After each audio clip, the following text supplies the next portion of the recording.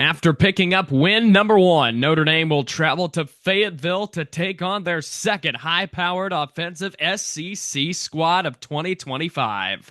By Samardzija, inside the 20, inside the 10, he's going in! Notre Dame has scored! Go! You will be that driving force to motivate those coaches and those players to beat Southern Cal. Notre Dame is relevant again. The 20, the 10, 5-5 rocket touchdown. Notre Dame is number one. It's a game of who's going to flinch first, and we know that isn't going to be Notre Dame. Hello again, everybody. Landon Trailer with John Richards, Logan Trailer, and Dylan Kearns on the way. Number 22, Notre Dame takes on Arkansas for the first time in its program history. I'm excited for this matchup. Two teams, JR, who have never met each other before and have a lot of, Arkansas has some history behind them, and so do we, obviously. So it should be a fun historical matchup between Notre Dame and Arkansas. Yeah, let's not forget this is a fond place for Lou Holtz. Lou has a lot of memories there, and obviously he's tied into Notre Dame as well. Interesting matchup here of quality opponent. This actually starts a stretch of games, I think, that, are they world beaters? No, but they are all quality opponents, starting with Arkansas, Little Boy Blue. Who's we got off the NC State, USC, Boston College, Nate. I mean, these are no layups. And this is on the road. It's a nooner. It's at a place we've never played before against, a load of a quarterback. Petrino's their offensive coordinator, right? Yep. I mean, he is, say what you want. You can make plenty of jokes about Bobby Petrino, but he's a competent offensive mind. They're going to have a lot to play for. They're not fond of Catholics down there. We're coming in, and let's not expect a pleasant welcome. No. SEC country hates Notre Dame. I'll tell you that right now. There's only one fan base I think that likes Notre Dame down there, and that's Georgia. They were really nice to Notre Dame fans when they went down in 2019. Logan, all jokes aside about Bobby Petrino, hell of a football mind, hell of a football coach. He really puts his neck out on the line a lot. Yeah, hint. But Petrino, hell of a coach. Again, he's going to be going up against Chris Ash on the defensive side. Yay. Yeah. Yeah, scary stuff. Honestly, you get worried, and it's a game probably you're looking at not knowing what we were going to be this year, and you felt pretty confident, and now it feels like it's a 50-50 toss-up game, which I don't think is comfortable for anybody. I think, they have talent. They have a competent quarterback. I mean, he's very similar to the A&M quarterback in a lot of ways. Good thing their defense isn't as good as A&M's or isn't as good as like a Miami's, but right. I think we're going to be able to put up some points, but our defense is what's going to hold us back. We've talked about it the last two shows, and we got to find a way. You got to find a way to fix some of those issues, and hopefully we have this week going into Saturday. Absolutely. Dylan, welcome in. As I was saying, Notre Dame takes on Arkansas for the first time ever. And we're talking about Bobby Petrino sticking his neck out a lot. Really good coach. And he's going to be going against Chris Ash's defense. Dylan, thoughts here? First time ever, the trip to Fayetteville in SEC country. Comes with big ramifications. They wait forever to play this ball game. It shouldn't be a ball game, but by golly, we found ourselves in a spot where this is something we're worried about on a Saturday afternoon in September. Like, this should not be we got Arkansas. Okay, this should be like a pretty good game that you win by 20. No, take a look at the line. That goes to show you just how horrible. Yeah, right? So this is no walk in the park. You got Big Titty McGee over there on their sideline, and we got a lot going on here. So high stakes, and it's going to be an interesting battle, that's for sure, and it shouldn't be. But here we are. It's McGee. Jesus. Yeah, Sam Pittman, obviously, we'll hit on that a little bit later. He is definitely on the boiling hot seat. So Arkansas enters 2-2 on the season, losing their last two ball games by a total of 7 points. Heartbreakers. You talk about our heartbreakers. We have two heartbreaking losses. So do they. They've had chances to win in every single one of their ball games on the last drive. They fumbled it against Ole Miss deep in their territory. They were driving inside the 30-yard line on that game. And then last week against Memphis, they had a shot at the end to win it as well. They rolled Alabama A&M and Arkansas State respectively 52-7 and 56-14. They traveled to number 17 Ole Miss a couple weeks ago and lost 41-35, and then they went to Memphis and lost 32-31. And as I mentioned, they had chances to win in every single one of those games, as did we. Their offense put them in a position to win the game, but their defense let them down, Logan. So very eerily similar to us. Yeah, in a lot of ways, I think our offense is, in order for us to win this game, is going to have to continue to play the way they have leading up to this point. But, similar to what JR said, it's a new environment. It's a different environment for everybody involved. First time Notre Dame's going down there. And, I don't think there's any lack of confidence within our offense that I have for them. I think that, they're going to continue to improve. They're going to continue to get better. But the frustrating part for me, and what we'll probably talk about, is it shouldn't be that way. Like, our mindset shouldn't be, oh, our offense is going to have to score a ton of points to win this game on the road. I think that's what makes me hesitant with it all. I think our defense is going to have to find a way to not only respond to how poor and how bad it's been, but I mean, they got to clean it up, or we might very well be looking at 1-3.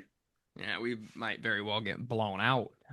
Quite frankly, this is a scary good offense. And they're pissed off. I mean, they just had probably the most embarrassing loss up to this point. Well, Florida's got them beat second, but I mean, they're going to be pissed off, ready to go. Right, and that was my next question to JR. 2-2, their coach is most likely out the door. There's rumors about Bobby Petrino trying to infiltrate his way in, sneak his way into the interim head coach job.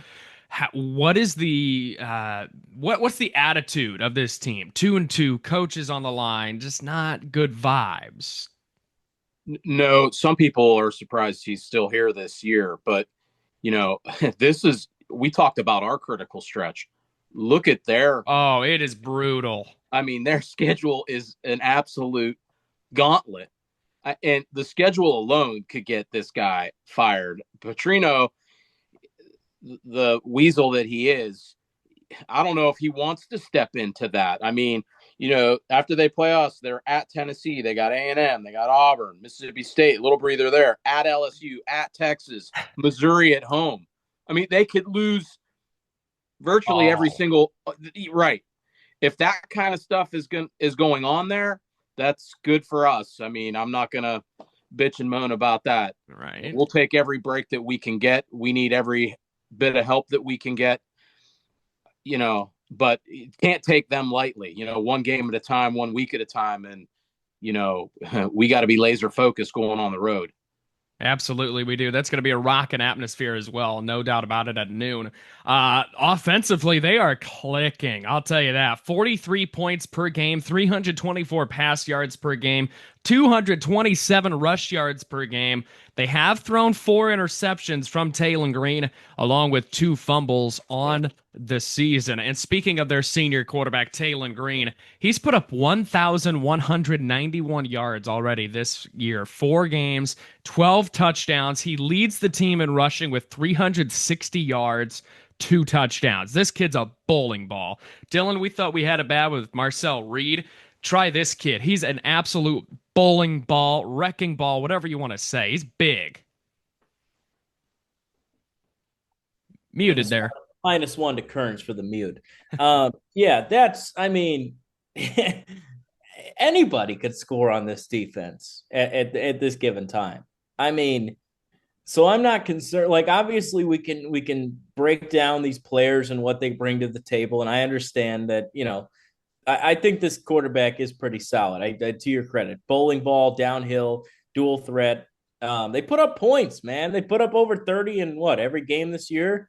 They're no joke. I mean, Purdue just went into our building and put up 30. So, I mean, why the hell do you think you could stop this guy? So, I mean, he'll be jacked up. They got everything going for him in this. This is either a make or break for them. And I mean, just one good defensive performance. I haven't seen anything like a quarter or nothing to where I could sit there and be like, wow, there's some sort of improvement. Like it's so hard to break this down because we have a feeling of what we expect, and then we and then we go out there and we see it and we're like, oh my God, the same thing's happening. They had a bye week already. They've had all it's well beyond fixing, in my opinion. It's getting there. It definitely is getting there for sure. Their running backs, Mike Washington Jr., 330 yards and 4 touchdowns. Going to be calling his name a lot on Saturday. I feel like Braylon Russell, 150 yards and 3 touchdowns. I think we will be ready to stop the run. I thought that's one positive that we had against Purdue last week is stopping the run. So I hope that these two guys' names get called and we stop them. Their wide receivers are phenomenal. Omega, what a name, by the way. Omega Blake, 326 yards, 3 touchdowns. Jalen Brown, 156, 2 touchdowns. And CJ Brown, 142 yards, along with 2 tutties on the year. I like their tight end. He's a big guy. Rohan Jones, 197 yards and 2 touchdowns. Logan, this is an offense that has scored 28 plus points in the first half of every single game they have played. However, you look at the final scores that they have had in their 2 losses, 31 points and 37 points, or 38, 41, something like along those lines. They're not a good second half team. No, 35 and 31. That's what it is, yeah. Yeah. So, I mean, 33 points, between the last 2 games. And, what you see, and to your point, like, second half wise, like what do we do? Like I think every game going into every game now is similar to what we said after the Illinois or Northern Illinois game last year. Like it's really not about who we're playing. It's about what we do. Like we look at this schedule on paper, you're better than every single team, that you have to play, but how do we coach? How, at what level do we prepare? And and how much intensity do we come out with? I think that a lot of those components are crucial to our success. And if we aren't locked in, I mean, we can get beat by anybody, and especially, this week. I think it's alarming when you bring up second half and then, you see Purdue and you watch that Purdue game. It's just like they still like you don't feel much change. You don't feel any adjustments defensively. No. That's my worry. I haven't been this concerned about a game in a really long time. Road game. I mean, it's like JR said, like the fact that we're going down there, we have no idea what that crowd's going to be like, what that all entails. It's a nooner. It's a weird situation we find ourselves in that I didn't think we'd be talking about. You know what game this reminds me of? Remember when we went to Virginia and Kaiser won at the Fuller? One of the nasty early season games. Yeah, Dylan, I'll tell you what game this reminds me of. And I'm going to be honest. I'm going to be totally honest with all of you. Arizona State 2014, where we just get absolutely rolled, 55-34, down 34-0 at one point in that game. That's what this reminds me of. We had never been to that stadium. It was hot. It was humid. Our defense sucked, but our offense was supposed to be so good with Golson. We got rolled. That's what this reminds me of. It was a nooner. It was a noon game. I'll tell you, that's what it reminds me of. At least our defense was somewhat competent in that Kaiser game in 2015, man. Defensively, man, they give up 24 points per game, but don't let that shy away that they give up 157 rush yards per game.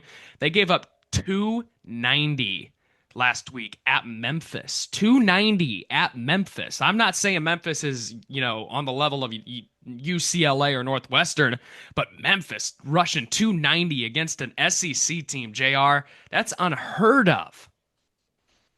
Yeah. Listen, you guys, I don't share as much of the concerns as you guys do. mainly because of their defense. Yeah. I mean, you think our defense is bad? They got a lot of problems on defense. So, yeah, there's reasons of concern to go down there, and I think they're less to do with the football game than they are with the atmosphere and the surrounding. Never going there before. I don't share the same concerns that you guys have with this opponent. I feel pretty confident in this game, mainly because of their defense. I think we've seen pretty much rock bottom with ours. I don't think we're going to get much worse. I'm hoping we're going to improve. If I can kind of go back to Dylan, he said he hasn't seen anything to give him any kind of hope.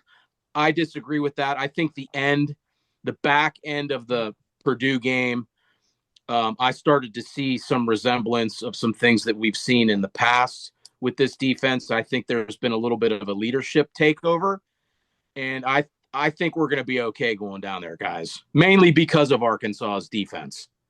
Interesting. Look at Mr. FEO, fire everyone, burn it all down over here, getting all optimistic, if you will. Feeling good after that brownies. Put it on your How about them Reds, man? Needed a sweep and lost to the damn Pirates in playoff season. Selling tickets for $8. $8 tickets for a playoff push. That's pathetic. Yikes. Sell the team. The Arkansas gives up 213 pass yards per game, 357 against a backup quarterback at Ole Miss. To JR's point, their defense, you think ours is bad. Their defense has it worse, in my opinion. Their defense has struggled a lot, obviously, but I still can't get over the fact that their offense is putting up some damn good numbers. Number 5 offense in the country. Number 5 ranked offense in the country, taking on our defense, which we hit on it against on the Purdue recap. I don't really want to talk defense. I'm trying to have a good day. So with that, we will move into our keys to the game. We'll start with JR here because I am very interested to see what he's got to say. Yeah, so the first thing you got to do against an offense like this is you just don't let them get the ball. So if I'm looking for a methodical ball control style offense where we pick and choose how we want to burn this team and we use that possession, keep the ball away from their offense. I think that's one of my main keys. My second key is special teams. We've had some warts this year, but I think overall we're a pretty good special teams team, or I like our special teams coach. You saw last week we had the kick return. I want to lessen the burden with our defense by continuing to see our special teams produce. You saw the kind of special teams play we had last year, especially late in the year. I think that's going to be important traveling down there. The last thing is, and I'm going to touch on the defense here, what kind of pocket integrity do we want to create in this game with this quarterback? Do we think he's less effective out of the pocket or less effective in the pocket? I think going back to my point earlier, my disagreement with Dylan late in the game of Purdue, I saw our pocket rush was more disciplined. We had more of a pocket collapse style pressure. It'll be interesting to see how we pressure this guy because he can beat you 2 ways, and you're going to have to pick and choose which way you think you can beat him. And I think that's going to be by keeping him in the pocket. They're loose with the ball. They've shown some tendencies to turn it over. I'd rather get beat with him in the pocket than out of the pocket. Right. Yeah. Those are my keys. Ball control, special teams, pocket integrity. It may sound kind of odd, but no, I think that's going to be an interesting part of the game. Makes sense. Love that from you, JR. Logan? Great keys, Coach. My first one, kind of touched on it last week. Just like the energy of the football team needs to be there. You make a good play, like you just don't see that really. Swagger. You haven't seen that swagger, this year. And So I think just having that is contagious. Having your leaders be energetic and passionate about getting another opportunity to play, like I think that stuff's contagious. Um, I think that's a big key for our defense is finding that swagger back, making a big play and being excited about it and feeling good about yourself. I think that's a little undervalued, especially with the team who's struggling on that side of the ball. The second key for me is get the best players the ball. We think you touched on it, Landon. Price and Love have proven that they're probably the best 1-2 punch in the country. And we got to get them the ball. And on top of that, I'd like to see Jaden Grayhouse get a couple catches. It's not my third key, but I feel like he's one of our most skilled players. We got to see him get involved at some point. Doing a really good job for us blocking, but want to see him out in space a little bit more. And then my last one, defensively to Chris Ash, just call schemes and plays that you've practiced that that your guys have confidence and clarity in. And I think that, especially on the road, you want to put your guys in positions not only to be successful, but if you're in a scheme, you want your guys confident in that scheme. You want your guys knowing what their role in their job is. And I think that's crucial for our success Saturday. Absolutely. Kernsey. Don't beat yourself. In a game like this, I feel like it's very easy to, just get too ahead of yourselves. Maybe offensively you put a ball on the ground and it shifts momentum and it gives a good offense an opportunity to light a match and get that spark going, and then you're behind at that situation. So you got to win the turnover battle and be smart with the football, control it, and do smart things offensively, which I don't have a worry about. I know I came on one time and attacked the offense, but that was kind of stupid. But very anyway, yeah. But anyway, going back on it, like I think you just got to control the ball, be smart with your decision making and things like that. But then on switching over to the defensive side for a second, I want to see the blitz get home. I want to see a 5-sack game. Like, come on, it's gone way too long. This is something that's happened, a lot last year where you could get home with the blitz and scheme these things up, which Al Golden was great at. I want to see them put that quarterback on his hiney and make him pick dirt out of his damn face mask because of how much pressure we're getting. So bring pressure, don't beat yourselves, and number 3, win the damn game. Good. That's a good third one. Good. Number 1 for me, pressure. Number 2, no quarterback spies. It did not work against Marcel Reed. He still burned us. And number 3, third and final one, no turnovers. Turnover cost us. It turned out to be crucial against Texas A&M. We had one turnover that they ended up scoring on, a field goal. Guess what? They won by 1 point. That was a crucial field goal there. So those are my 3 keys to the game. Short and sweet. Not going to hit on the defenses anymore. I'm tired of it. First ever meeting between these two, as I mentioned in the opener.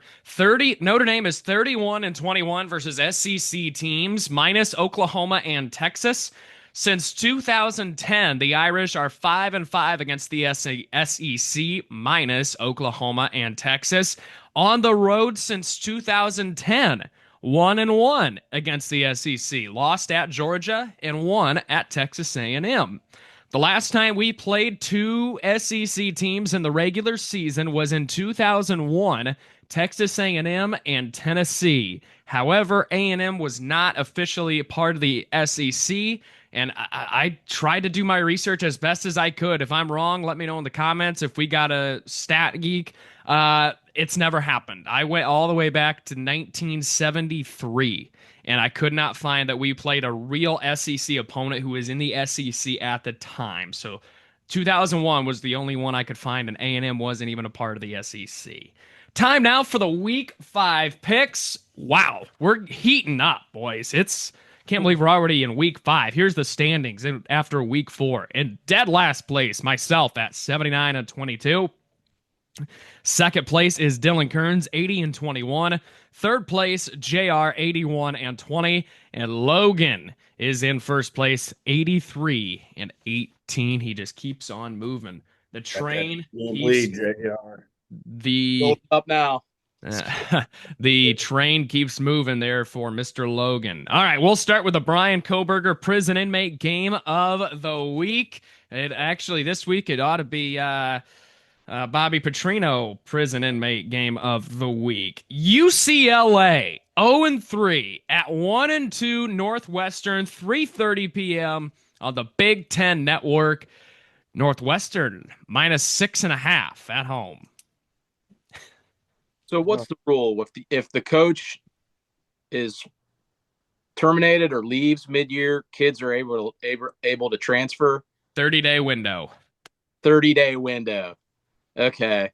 Man, you got to feel for a guy like Tino Sunseri who left IU to go take the UCLA offensive coordinator job. I mean, what a complete catastrophe.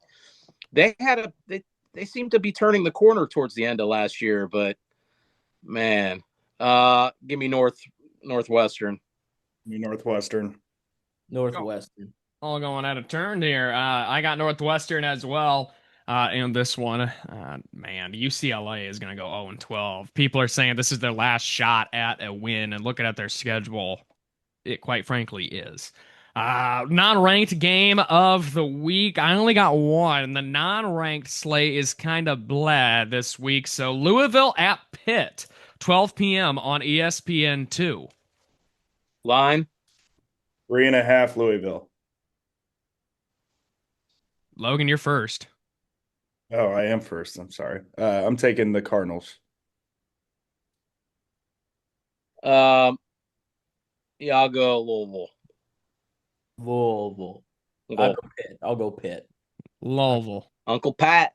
Yeah, Louisville. Man, I want to take Pitt because it would really help our schedule, but I just can't see Uncle Pat winning. Give me Louisville to go 4-0. All right, time for the ranked slate, and it is absolutely loaded. At number 8, Florida State at Virginia, Friday night, 7 p.m. on ESPN. Seminoles. 6.5, JR. Free shoe you. Yeah, this is all Seminoles. Yeah, I'd like Virginia to put up a fight. Go ahead, Dylan. Head nod. Oh, wow. I'd like Virginia to. I know. It's only 6.5. It's only 6.5. Give me Florida State. Free shoe you. Number 24, TCU at Arizona State. A monstrous game in the Big 12. Friday night, 9 p.m. on Fox. Oh, boy. This is a massive game of the Big 12. This is big. And this line's scary. I'm gonna go. I really like Arizona State's coach. I'm gonna go with them. Oof, that could bite me. They ended up losing last week, right? Arizona State came back and won against Baylor. Oh, they did come. I saw they came back and took the lead. Yeah, they held on 27-24. What's the line? 2.5 ASU. Which is the home field, really. Yeah, right. Give me the Sun Devils. Ooh. I got to get one back on you guys. Give me Texas Christian. Ah, damn it. I got to get one back onto you. I picked my picks yesterday when I previewed. I got TCU in this one on the road. Think they are out to make a little bit of a statement this year. Everybody kind of slept on them. Give me the Horned Frogs. Number 16, Georgia Tech at Wake Forest at noon on ESPN. A head nod for the Yellow Jackets. Number 21, USC at number 23, Illinois, 12 p.m. on Fox. Does Illinois bounce back? How about them Hoosiers? Yeah. Give me Trojan Man. Yeah, Illinois is decimated on D. Yeah, give me USC. Interesting note here. It's a nooner, so USC will be playing this at 9 in the morning their time. That don't matter. Give me University of fill in the blank. Yeah, all their 5 fans won't be up to watch this one. All their real 5 fans won't be up to watch this one at 9 a.m. Need them to keep winning, and they passed us in the rankings, so I'm kind of happy about that. So if they can just keep winning and keep advancing in the rankings, that'd be huge when we kick their ass in South Bend. Give me the Southern California condoms. Utah State at number 18, Vanderbilt, 12:45 for the SEC Network. Vandy is going to be 5-0. 5-0 Vandy is wild to me. Number 11, Indiana at Iowa, 3:30 on Peacock. I'm gonna keep riding them. Give me the Hoosiers. Sig. Yeah, Iowa, they're banged up too. Yeah, give me the candy asses. I got IU big in this one. They're only favored by 7.5. Over-under's 48.5. I think the Hoosiers get that over on their own, and I think they cover. Give me Indiana big here. Number 1, Ohio State at Washington, 3:30 on CBS. This is a hell of a game, I think. Dylan, your head nodding. I think this is going to be a good game. All right. I don't know about that. Head nod. Wow. All right. It's tough to win there, I'll tell you that. That place gets rocking. They keep the noise in there. And that's first trip. Yeah, it's their first road game. Yeah, it's Julian Sayan's first game on the road ever. Head nod. Come on. I got Ohio State, but come on. Number 4, LSU at number 13, Ole Miss, 3:30 on ABC. Winner gets Lane Kiffin's daughter. I don't know if you guys. Okay, let me say that. I don't know if you guys saw the Instagram post. Her Instagram post. She posted with an LSU captain, and they are officially dating. So if Lane wins, he gets her back. If Ole Miss loses, these Landry's all his. BK was trying to have it his way. He's cheating on Jack Cohn's mom. Oh boy. I'm gonna go BK. I got a friend I just took to the airport. She's going to this game. Work it. It's like a pick. No, it's pick. It's like a pick 'em. Give me BK, I guess. Oh. This was a classic last year, wasn't it? Dart and Nussmeier. That was a hell of a ball game. I think BK's learned his lesson. I'm gonna have it my way. I don't like this. I'm going LSU as well. However, their road win against Clemson it's not looking too good right now. Give me LSU. I don't like it when it's all across the board at a big game like that. Auburn at number 9, Texas A&M, 3:30 on ESPN. Auburn looking for the bounce back W. With the Aggies. Yeah, tough to go to Oklahoma, then turn around and go back to A&M. Give me A&M. Gig 'em. Hugh Freeze going to lose 2 in a row once again, all across the board. Give me the Aggies. Number 15, Tennessee at Mississippi State, 4:15 on the SEC Network. I don't know. Mississippi State's 4-0. Jesus. They're improved. Yeah. Tennessee all across the board here. Yeah. All right. Rocky Top, you'll always be home, sweet home to me. Arizona at number 14, Iowa State. Battle of unbeatens here, 7 p.m. on ESPN. Iowa State. Yeah, Cyclones. Yep, Cyclones as well. Yeah, this one was on the road. It'd be a little better. Give me Iowa State at home. Number 6, Oregon. At number 3, Penn State, 7:30 on NBC. Oh, my word. Oregon by 14. Wow. They're dogs here. Yeah, they are. Whiteout. It's Penn State's whiteout night. Yeah, I'm going Oregon too. I've got no faith in Penn State.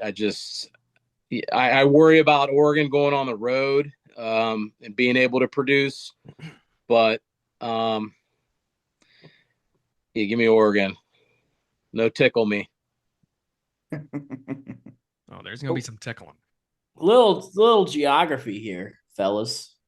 West all the way to east. The books, the whiteout, the airport. It's a mess if you try going there. If you take the wrong one, you got to shuttle 2 hours over. That's what people tend to do sometimes if they're stupid. And Oregon's not that smart of a university. So that being said, give me the fighting Franklins. Wow. It's James Franklin in a big game. It's the whiteout of Penn State. Listen, I think Penn State's a 3-loss team at the end of the year. Maybe even 4. Give me Oregon. It starts now. Thank you. Give me Oregon to make a statement and jump into the top 3 after the weekend is over. Number 17, Alabama. At number 5, Georgia, 7:30 on ABC. Whoo, it's a blackout in Athens. Georgia. Yeah, give me the Dogs. Wow. I know. Like, these are games, fellas. Like, Yeah.